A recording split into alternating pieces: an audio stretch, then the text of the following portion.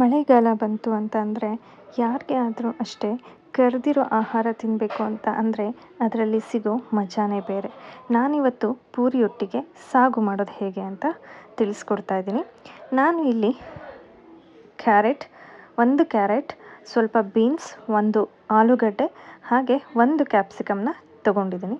ನೀವು ಇದ್ರ ಜೊತೆಗೆ ನವಿಲುಕೋಸು ಮತ್ತು ಟೊಮೆಟೊ ಬೇಕಾದರೆ ಆ್ಯಡ್ ಮಾಡ್ಕೊಳ್ಬೋದು. ಈಗ ರುಬ್ಬೋದಕ್ಕೆ ಏನೆಲ್ಲ ಬೇಕು ಅಂತ ನೋಡ್ಕೊಳ್ಳೋಣ. ಒಂದು ಗಡ್ಡೆಯಷ್ಟು ಬೆಳ್ಳುಳ್ಳಿ ತೊಗೊಂಡಿದ್ದೀನಿ, ಒಂದು ಅರ್ಧ ಇಂಚಷ್ಟು ಶುಂಠಿ, ಹಾಗೆ ಒಂದು 5-6 ಗೋಡಂಬಿ, ಸ್ವಲ್ಪ ಕೊತ್ತಂಬರಿ, 2 ಲವಂಗ, ಒಂದು ಏಲಕ್ಕಿ, ಒಂದು 4 ಕಾಳು ಮೆಣಸು, ಹಾಗೆ ಒಂದು ಅರ್ಧ ಇಂಚಷ್ಟು ಚಕ್ಕೆ ತೊಗೊಂಡಿದ್ದೀನಿ, ಸ್ವಲ್ಪ ಕೊತ್ತಂಬರಿ ಹಾಗೆ ಸ್ವಲ್ಪ ತೆಂಗಿನಕಾಯಿನ ತೊಗೊಂಡಿದ್ದೀನಿ. ಹಾಗೆ ಒಗ್ಗರಣೆಗೆ ಅಂಥೇಳಿ ಸ್ವಲ್ಪ ಕರಿಬೇವು ಹಾಗೆ ಒಂದು ಗಡ್ಡೆಯಷ್ಟು ಈರುಳ್ಳಿನ ತೊಗೊಂಡಿದ್ದೀನಿ. ಈಗ ರುಬ್ಬಲಿಕ್ಕೆ ಅಂತ ಇಟ್ಕೊಂಡಿರೋ ಎಲ್ಲ ಪದಾರ್ಥಗಳನ್ನು ಒಂದು ಮಿಕ್ಸರ್ ಜಾರ್ನಲ್ಲಿ ಹಾಕಿ ರುಬ್ಕೊಂಡು ಬರೋಣ. ಇದರಲ್ಲಿ ನಾನು ಒಂದೇ ಒಂದು ಮೆಣಸಿನ್ಕಾಯಿ ತೊಗೊಂಡಿದ್ದೀನಿ. ಬೇಕು ಅಂತ ಅಂದರೆ ನೀವು 2 ಅಥವಾ 3 ನಿಮ್ಮ ಖಾರಕ್ಕೆ ಅನುಗುಣವಾಗಿ ಮೆಣಸಿನ್ಕಾಯಿನ ಹಾಕ್ಕೊಳ್ಬೋದು. ನಮ್ಮ ಮನೇಲಿ ಸ್ವಲ್ಪ ಖಾರ ತುಂಬಾ ಕಡಿಮೆ, ಸೊ ಹಾಗಾಗಿ ನಾನು ಒಂದೇ ಒಂದು ಮೆಣಸಿನ್ಕಾಯಿನ ಹಾಕ್ಕೊಂಡಿದ್ದೀನಿ. ಅದಷ್ಟು ಒಟ್ಟಿಗೆ ಒಂದು ಅರ್ಧ ಗ್ಲಾಸ್ ನೀರು ಹಾಕಿ ರುಬ್ಕೊಂಡು ಇಟ್ಕೊಂಡಿದ್ದೀನಿ. ಈಗ ಒಂದು ಕುಕ್ಕರ್ನ ಇಟ್ಕೊಳ್ಳೋಣ. ಸೊ ಇಲ್ಲಿ ಒಂದು 3-4 ಟೀ ಸ್ಪೂನಷ್ಟು ಎಣ್ಣೆನ ಹಾಕ್ಕೊಂಡಿದ್ದೀನಿ. ಎಣ್ಣೆ ಕಾದ ನಂತರ ಅದಕ್ಕೆ ಒಂದು ಅರ್ಧ ಟೀ ಸ್ಪೂನಷ್ಟು ಸಾಸಿವೆ ಹಾಕ್ಕೊಂಡಿದ್ದೀನಿ.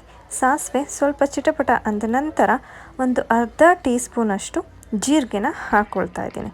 ಸೊ ಇದಿಷ್ಟು ಸ್ವಲ್ಪ ಒಂದು 1 ಮಿನಿಟ್ ಫ್ರೈ ಮಾಡಿ ಇದಕ್ಕೆ ನಾನು ಈಗ ಕರಿಬೇವಿನ ಸೊಪ್ಪನ್ನ ಹಾಕ್ಕೊಳ್ತಾ ಇದ್ದೀನಿ. ಹಾಗೆ ಕಟ್ ಮಾಡಿಟ್ಕೊಂಡಂತಹ ಈರುಳ್ಳಿ ಕೂಡ ಇದೇ ಟೈಮಲ್ಲಿ ನಾನು ಆ್ಯಡ್ ಮಾಡ್ಕೊತಾ ಇದ್ದೀನಿ. ಸೊ ಈರುಳ್ಳಿ ಗೋಲ್ಡನ್ ಬ್ರೌನ್ ಬರೋವರೆಗೂ ಹುರ್ಕೊಳ್ಳೋಣ.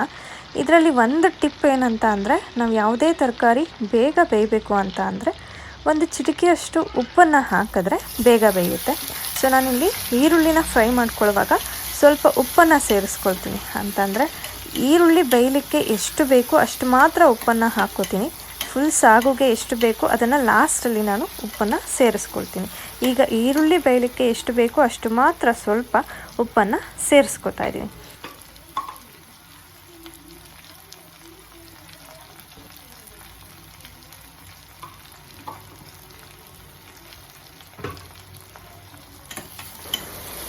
ನೀವೇನಾದರೂ ಟೊಮ್ಯಾಟೊ ಹಾಕ್ಕೊಳ್ಳೋದಾದರೆ ಈ ಟೈಮ್ನಲ್ಲಿ 1 ಅಥವಾ 2 ಟೊಮ್ಯಾಟೊನ ಸಣ್ಣದಾಗಿ ಕಟ್ ಮಾಡಿಕೊಂಡು ಈ ಟೈಮ್ನಲ್ಲಿ ಬೇಕಾದರೆ ನೀವು ಹಾಕ್ಕೊಳ್ಬೋದು. ಈರುಳ್ಳಿ ಸ್ವಲ್ಪ ಬೆಂದ ನಂತರ ನೀವು ಟೊಮ್ಯಾಟೊನ ಸೇರಿಸ್ಕೊಂಡು ಎರಡನ್ನೂ ಕೂಡ ಚೆನ್ನಾಗಿ ಹುರ್ಕೊಳ್ಳಿ ಎಣ್ಣೆಯಲ್ಲಿ. ಸೊ ಅದಾದ ನಂತರ ರುಬ್ಬಿಟ್ಕೊಂಡಿರೋ ಮಸಾಲಾನ ಹಾಕ್ಕೊಳ್ಳೋಣ. ನೋಡಿ, ಈಗ ಈರುಳ್ಳಿ ಗೋಲ್ಡನ್ ಬ್ರೌನ್ ಕಲರ್ ಬಂದಿದೆ. ಸೊ ಈಗ ನಾನು ರುಬ್ಬಿಟ್ಕೊಂಡಿರೋ ಮಸಾಲಾನ ಹಾಕ್ಕೊಳ್ತಾ ಇದ್ದೀನಿ. ಸೊ ಮಸಾಲ ಹಸಿ ವಾಸನೆ ಹೋಗೋವರೆಗೂ ಹುರ್ಕೊಳ್ಬೇಕಾಗತ್ತೆ. ಈ ಟೈಮ್ನಲ್ಲಿ ನಾನು ಸ್ವಲ್ಪ ಗರಂ ಮಸಾಲ ಹಾಕ್ಕೋತೀನಿ. ಏನಕ್ಕೆ ಅಂತ ಅಂದರೆ ಆಲ್ರೆಡಿ ಮಸಾಲ ತುಂಬ ಆಗಿಬಿಡತ್ತೆ. ಲೈಕ್ ನಾನೇನು ಚಕ್ಕೆ, ಏಲಕ್ಕಿ, ಮೆಣಸು ಎಲ್ಲನೂ ಕೂಡ ಮುಂಚೆನೇ ಹಾಕಿರೋದ್ರಿಂದ ಒಂದು ಚಿಟಿಕೆ ಗರಂ ಮಸಾಲ ಹಾಕಿದ್ರೆ ಸಾಕಾಗತ್ತೆ. ತುಂಬ ಆದರೆ ಮಸಾಲ ಅನಿಸ್ಬಿಡುತ್ತೆ. ಸೊ ಹಾಗಾಗಿ ನಾನು ಒಂದೇ ಒಂದು ಚಿಟಿಕೆ ಗರಂ ಮಸಾಲಾನ ಹಾಕ್ಕೊಳ್ತಾ ಇದ್ದೀನಿ. ಇದಿಷ್ಟು ಕೂಡ ಈಗ ಚೆನ್ನಾಗಿ ಹಸಿ ವಾಸನೆ ಹೋಗೋವರೆಗೂ ಹುರ್ಕೊಳ್ಳೋಣ. ಒಂದು 5 ನಿಮಿಷ ಬಿಟ್ಟರೆ ಸಾಕು, ಚೆನ್ನಾಗಿ ಫ್ರೈ ಆಗುತ್ತೆ. ನಮಗೆ ಹೇಗೆ ಗೊತ್ತಾಗುತ್ತೆ ಅಂತ ಅಂದರೆ ಬಿಗಿನರ್ಸ್ಗೆ, ಸೊ ಎಣ್ಣೆ ಎಲ್ಲ ಸೈಡಲ್ಲಿ ಬಿಡ್ತಾ ಬರುತ್ತೆ. ಸೊ ಆಗ ಮಸಾಲ ಚೆನ್ನಾಗಿ ಫ್ರೈ ಆಗಿದೆ ಅಂತ ಗೊತ್ತಾಗುತ್ತೆ. ಒಂದು 5 ಮಿನಿಟ್ಸ್ ಹೀಗೇ ಕುದಿಸ್ಕೊಳ್ಳೋಣ. ಎಣ್ಣೆ ಎಲ್ಲ ಬಿಡ್ತಾ ಬರುತ್ತೆ. ನೀವೀಗ ನೋಡ್ಬೋದು ಎಣ್ಣೆ ಎಲ್ಲ ಸೈಡಲ್ಲಿ ಬಂದಿದೆ. ಸೊ ಇದು ಆಗಿದೆ ಅಂತ.